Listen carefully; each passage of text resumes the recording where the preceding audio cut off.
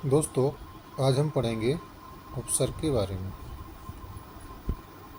उपसर्ग उपसर्ग दो शब्दों से मिलकर बना है।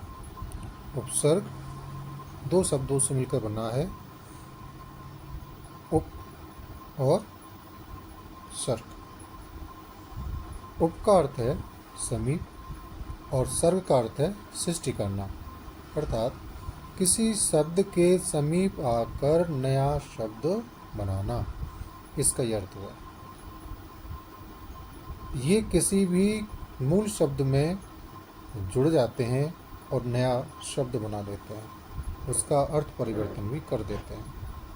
परिभाषा इसकी है, वे शब्दांश जो किसी मूल शब्द के आगे जुड़कर उसका अर्थ बदल देते हैं, उपसर्ग कहलाते हैं।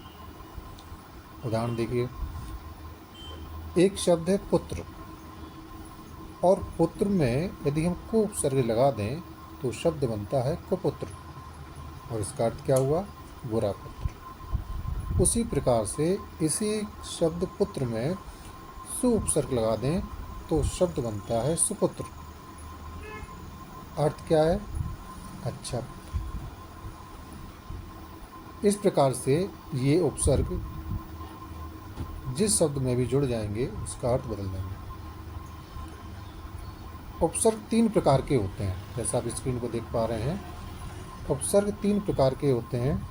संस्कृत के उपसर्ग, जिसको हम तत्सम उपसर्ग भी कहते हैं, हिंदी के उपसर्ग, जिसको हम तद्भव उपसर्ग भी कहते हैं, और आगत उपसर्ग, जैसे उर्दू, फारसी तथा अन्य भाषाओं के जो शब्द हैं वे आगत उपसर्ग कहलाते हैं। जहाँ तक संख्या की बात है, जो उपसर्ग हैं उनमें संस्कृत के 22, हिंदी के 10 और उर्दू के उपसर्ग की संख्या 19 मानी गई है। संस्कृत के उपसर्ग जैसे अधि से अधिकार शब्द बना, अप से अपमान, अति से अतिशय, अनु से अनुराग, अव से अवरोध, आ से आजीवन, अभि से अभिप्राय, उप से उपहार, उत से उत्साह, दुर से दुर्भाग, नि से नियम, निर से निराशा, निस से निष्फल और निश्चल। दोस्तों, यहाँ एक चीज़ ध्यान देने वाली ये है, ये जो आप देख रहे हैं उत, दुर, निर, निस, इस तरह के जो शब्द हैं, जो शब्दांश हैं, इनको हल्के साथ ही स्वीकार करना चाहिए। जो नीचे आप देख रहे हैं ना, हल्की सी लाइन, इसको हल या हलंत कहते हैं।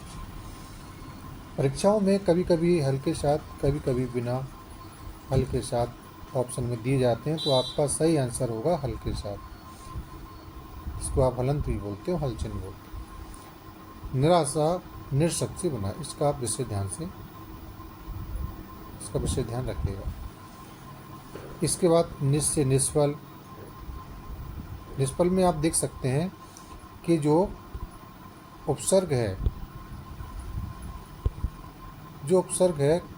उसमें तो सरोता वाला सा है, निस देख रहे हैं आप, जबकि जो शब्द हैं वो उसमें षटकोण वाला और इधर एक दूसरा प्रयोग है, लेकिन दोनों में ही जो छांटा गया है वो निस छांटा गया है। तो इस प्रकार से आप इसको देख सकते हैं। सीटी वाला जो सा होता है, शल्यम वाला, उसमें भी आपको यही छांटना है, ना तो षटकोण वाला सा छांटना है, ना शल्यम वाला सा छांटना है। इस बात का विशेष ध्यान रखना है। फिर देखें, प्रधान हो गया, प्रति प्रतिदिन, परा पराधीन, परि से परिणाम, वीर से विशेष, सु से सुदूर, सम से संप्रदाय, स्व से स्वदेश, तत् से तत्पर। उसी प्रकार से हिंदी के उपसर्ग हैं, आ से अधर्म, अध से अधिकला, उन से 29, अव से अवगुण, दु से दुबला, नि से निकम्मा, बिन से बिन कहा, भर से भरपेट, कु या का से कुचाल या कपूत, सु या सा से सुयोग या फिर सरल।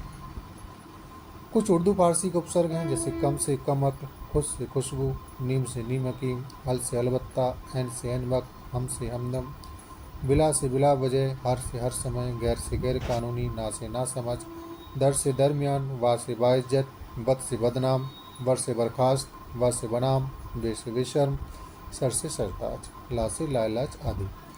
कुछ अंग्रेजी के उपसर्ग भी हैं, जैसे सब से सब इंस्पेक्टर, वाइस से वाइस चांसलर, डिप्टी से डिप्टी कलेक्टर, चीफ से चीफ मिनिस्टर, हाफ से हाफ एंड, जनरल से जनरल कमांडर आदि। इस प्रकार से आपने उपसर्ग के बारे में पढ़ा।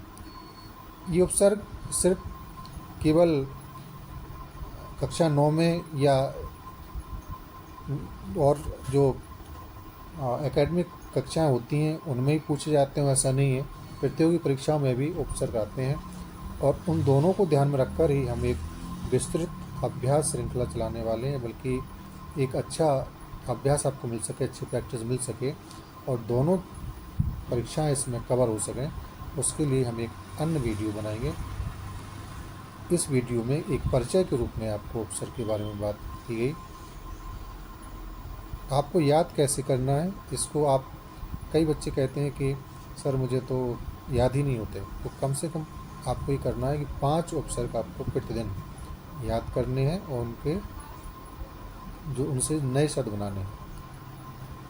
ऐसा आप कर पाएँ तो सारे उपसर्ग धीरे धीरे याद हो जाएंगे। इकट्ठे याद करने की कोशिश ना करें, उसमें थोड़ा सा परेशानी बच्चों को आती है। इसका ध्यान रखेंगे तो ज़रूर आप इस पर अपना कमांड कर पाएंगे। बहुत बहुत धन्यवाद।